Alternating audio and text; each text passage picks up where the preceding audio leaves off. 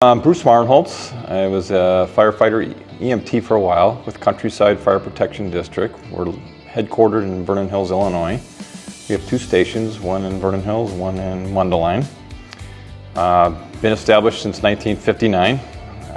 I just finished 30 years with the department. I just retired actually last month. So. Congratulations! Yeah, so it's a long and established career. Although I was just part-time, I was never full-time, but I was part-time, filling in as what they called paid on premises or POP or paid on call back in the day when I started.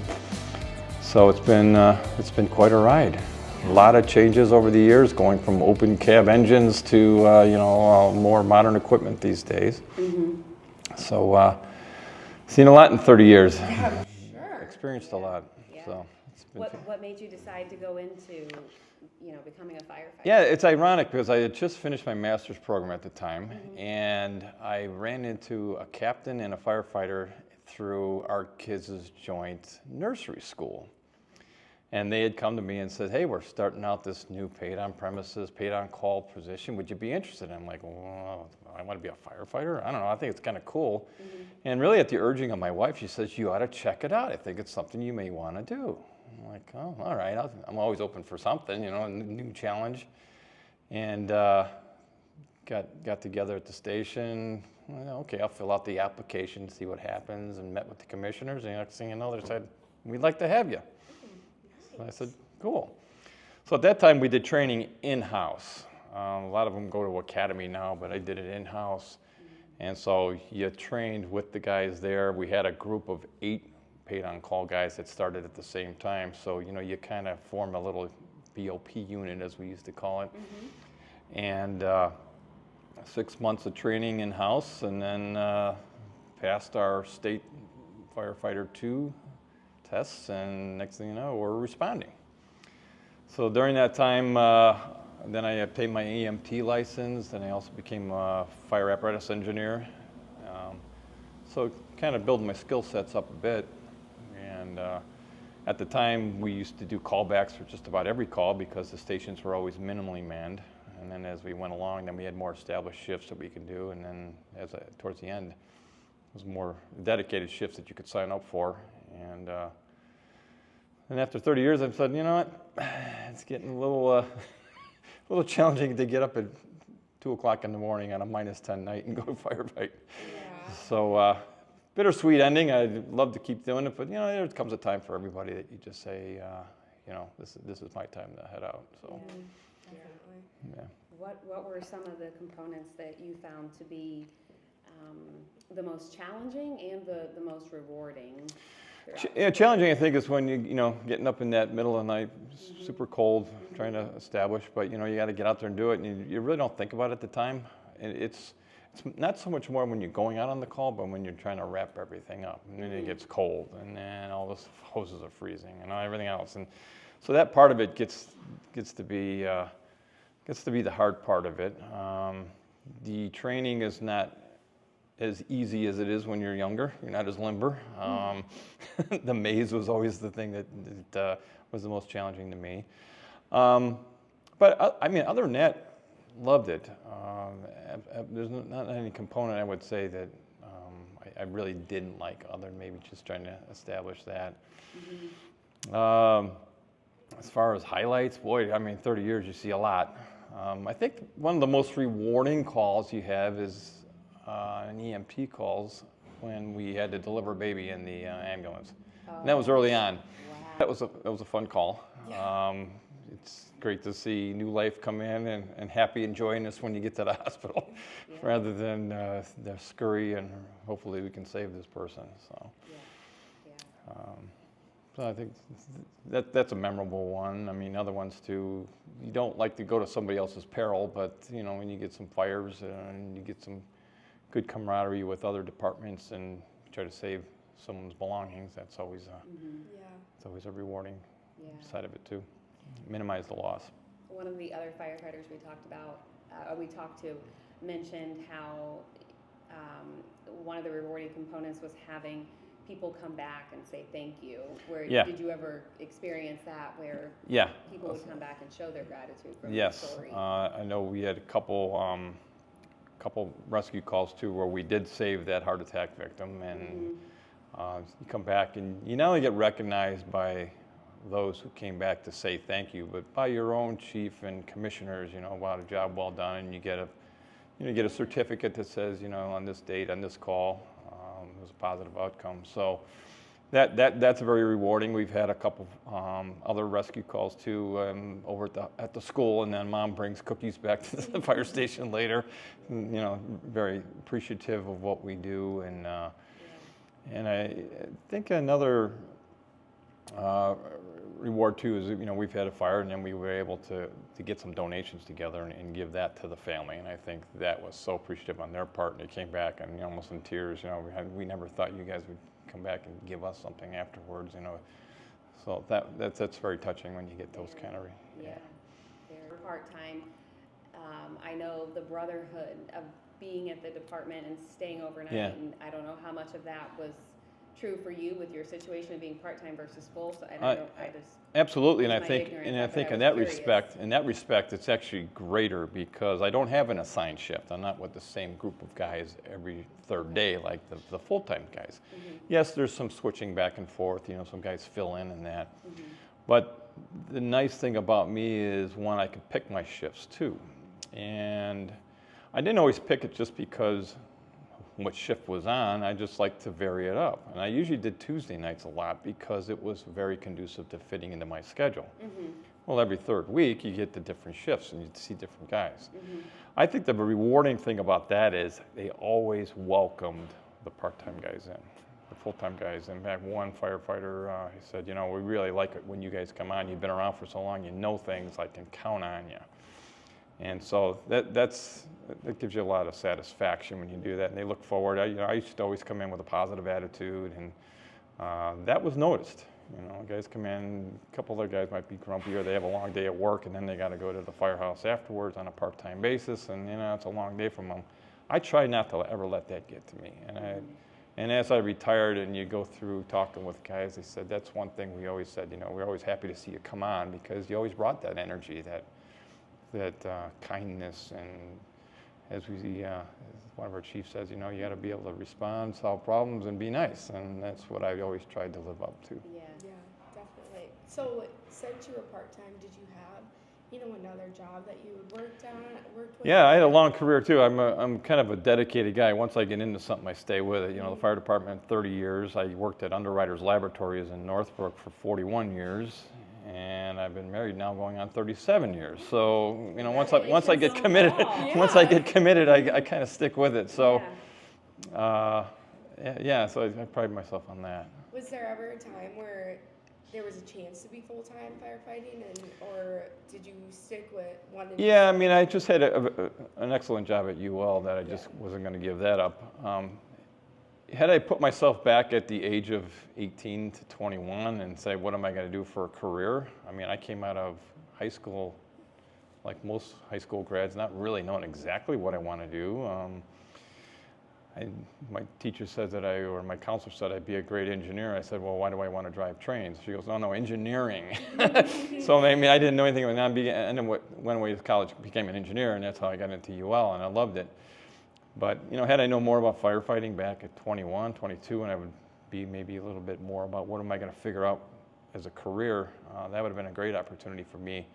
As a part-timer, no, I never really considered going full-time. It just wasn't something that was there. But, the 5 years turns into 10 turns into 15, and you're loving what you're doing. I can balance both, and like I say, being that and being able to establish my own schedule made it really easy to stay involved. Yeah.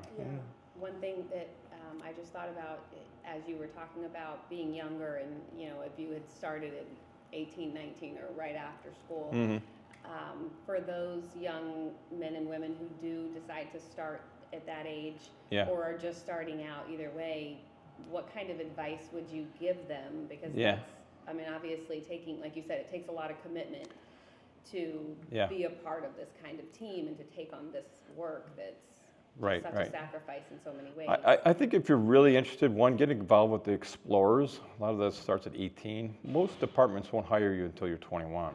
But if you're 18 out of high school, or even as you're getting later years, early college years, look into the Explorer program. Too, in the area here, College of Lake County, CLC, has an excellent fire science program. So that's another avenue to go into to look and see if you really want to do. Open houses, come in, talk to the fire guys, see what what his commitment is. Today, to be a firefighter, you got to go through the academy, you got to get your paramedic license. So there's a lot of upfront commitment, but once you're there and can get a full-time job, I mean, it's an outstanding career. I mean, it's very rewarding. A lot of hard work up front, and then once you get in, and from there you can go from other specialties. The guys are on the special response teams, hazmat teams, all kinds of other opportunities that you want, so you can get more interested and focused on being specialties, in addition to just being firefighter. But yeah, it's fantastic. It's worth it. It's saddened to me that a lot of guys aren't interested in it. I don't know if it's just they view it as a dangerous job and don't want to do it, or something else, or they don't want to work that hard. But really, I think once you get in, you're going to love it. Yeah. I know that out of some of the conversations we've had with other firefighters, it's a huge sacrifice, not just for you or the firefighter, but it's also for the families, because you're missing birthdays or Christmas or whatever. Exactly. And I'm guessing even though you were part-time, you probably still had some of that you had to manage. Yeah. We were committed to, if there's a fire, you gotta kind of drop what you're doing and go do it. Our chief said there's 3 things on firefighting. 1, don't do it for the money. 2, be willing to run into a burning building when everybody is running out of it. And I think the third one is just, be committed to the guys. You're part of that team. You got the front row seat to everything that you see in the district, and that's rewarding. But yeah, there's many dinners that I was by, and tones went off, gotta go. We were at 4th of July 1 year too. I was with the family, and somebody out in Hawthorne Woods shot off a flare in their barn, and so we're going against the traffic, but we got there, and that's what you gotta do. Holidays, fortunately, I could schedule around that a little bit. I tried to do a couple just to kind of see what that's like, and make my commitment on that too. But yeah, I mean, there's some you get off and some you're on, and you just kind of roll around it. Yeah, I feel like that shows commitment as part-time, signing up for Right. holidays And considering, some of these full-time guys don't even get one off, or, so. Yeah, they're a lot more on duty Oh, on those than a part-time guy. I didn't do a lot of them, I'll be admitted on that, but you try to show your commitment too, and back them. Right. So popped into my head listening to your story. Yeah. I think you said it was the chief who had said, be ready to run in when everyone else is running out. Right. Thinking back to maybe your first fire or the first couple, what was that like? I can't wrap my brain around it. Yeah. So, the training you come up to, you do a lot of live burn training too. So it's not like it's the first time you're ever running into something that's burning. You've trained to do that, and you can't really do that until you get trained. And ironically, some of the training we do was a lot more severe than I think I've had on any of the house fires or other structure fires that we've had. It's just that they keep you in there. It's it's very controlled. I mean, if something goes down the tubes really quickly, there's an exit plan to get out on training. You don't always have that exit plan when you're responding, so that's the difference. But you get exposed to those hazards, you get exposed to that heat, you get exposed to the smoke conditions and not being able to see, and we continuously train on that. So when you think about it, you just go back and rely on your training, and it becomes an instinctive fact of going in. It just gets a little hectic if you're on a scene and it's dark and you don't know the familiarity of the building and where you're at. But that's where you rely on teamwork and your training again. Hey, follow the hose line out if you get lost. It's kind of what it is. Still takes an extreme amount of brave. Well, like I say, I think firefighters do, so you know, thank 98 you. or 99% of the people either can't or don't want to do what you do Yeah. because of that danger, but Yeah, those 1% are pretty special. for sure. Would you say you had more like EMT calls or fire, like since you did kind of both? Like Yeah. were there more? Yeah, I think most departments, I can speak for ours, you know, we're somewhere 65, 68% medical calls, and then the other ones are fire. Now, fire could not always be a structure fire, it could be fire alarms. Yeah. Middle of the night, someone's carbon monoxide detectors going off and it's driving them crazy because they can't sleep, so we get called out to do that. Or we get specialty or car accidents, those are the other, but definitely more medical calls. And I think that's why they've raised the bar on, you know, all full-time guys have to be paramedics. Because especially a lot of them, we rotate through, you know, one day you could be on the ambulance, one day you can be on the engine, one day you're on another piece of apparatus. So, but most of them are medical calls. Yeah. Again, it may be slightly different with being part-time, Mm-hmm. but now that you are retired, are you in any way connected with the community still and the brotherhood, I guess? Yeah. And what does that look like? Yeah. So a couple things in there. We also have what we call an association with the fire district, and that's a little bit of a separate entity, but we do, you know, like fundraising for different projects in our district or other events that maybe we do outside of the department. So I'm still part of that association. So include in with that too. I can go to any district meeting anytime and go in. Actually, I would have liked to have been even on the commissioners if I still lived in the district, but I can't. So I have that opportunity to do that. Then there's the annual appreciation dinner, which all retirees are invited back for.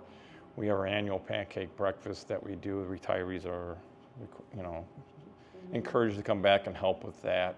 So there's a lot of that. And plus the shift guy goes, come on back anytime on a Tuesday. We used to call it Taco Tuesdays, you know, because every Tuesday I do a shift and a lot of guys do tacos and they said, you know, come on back. We'd like to have you come back again. So stay connected with that. Yeah. Some of the shifts do events on their own and they've invited, you know, myself and spouse out for that too. So it is a brotherhood. You know, you're not there on the shifts and commiserating while you're on the in the firehouse, but there's opportunities to get back and do that. For sure. Yeah. You share something that's very unique and special, so Yeah. I would imagine that's a bond in Right. itself. So, Right, Yeah. and leaving on really good terms and happiness with those guys makes it easier to go back. That's so good. For sure. Yeah, so it's fun. Do you have kids? I can't remember. Yeah, Okay. yeah. Do you think either of them will go into? Ironically, my wife's a nurse, Okay. so we're kind of all in the medical field. My oldest is a son, and he's in the medical field. He works for a company that does a lot of heart, you know, with open heart surgery stuff. That he's very involved with that and the mapping and software side of that. My middle daughter is a teacher. Ironically, she's married to a Chicago firefighter. Oh, really? Yeah. Okay. So his whole family is very involved with that. And then my youngest, she's a finance person. Okay. Okay. Yeah, they all love it. They all school when they went to the firehouse, but you know, none of them fall into it. Yeah. Yeah. You just hear sometimes that, you know, it's like, well, my brother was in it, my uncle was in it, my son's in it, and Yeah. it just becomes sort of a family affair. Right. And I guess maybe part of that is that the supporting family gets used to that lifestyle. And, Yeah. And again, you know, you said earlier it takes a special person to be a firefighter. I think it also takes a special person to be the family that supports them. Mm-hmm. You know, thinking in my own roles, like as a mom or a wife, I would have so much worry about my loved one serving, even though it would be something amazing. It's there's that there's always fear that. that comes with it, you know. Yeah. And there's a sacrifice in that way. Right. But yeah, a lot of guys on the department either don't have any family lineage that's in it, or it's a long line, you know. So it runs the gamut. Yeah. Yeah. For sure. I think one of the questions you ask is, you know, what's the helmet and the symbol like for you? What does that mean to me? And that to me is a sense of enormous community pride. Also, I think it's a lot of community responsibility. You know, when you put that helmet on, people expect you to do what you got to do. And, you know, it doesn't come lightly. It's cool that the helmet hasn't evolved significantly over the years. I mean, And it's cool to have that history and that tie back to the old days of that. But you know, when you put that helmet on, there's a lot of expectations and a lot of pride and a lot of commitment to doing that. And to me, when that helmet goes on, you're going to do what you need to do. And so it kind of gives you not only a piece of your personal protective equipment, but it gives you that sense that you got to go do what you got to do. And so, I love that. Very well said. yeah. Yeah. Kind of puts it right into perspective for me. you Yeah. know. I can get that. Yeah. You know? Yeah, it makes a lot of sense. It's like, you know, when a doctor puts the gloves on and the mask and I got to go in and do it, Yeah. you're Now there. I'm this person. Yeah, and you're- right. There's yeah. a lot that you're living up to, and Mhm. you know, even in situations where it's not necessarily life or death or anything like that, but just being out in the community with kids, you think about how they look at first responders. And Yeah, so much. image is Yeah. huge, yeah.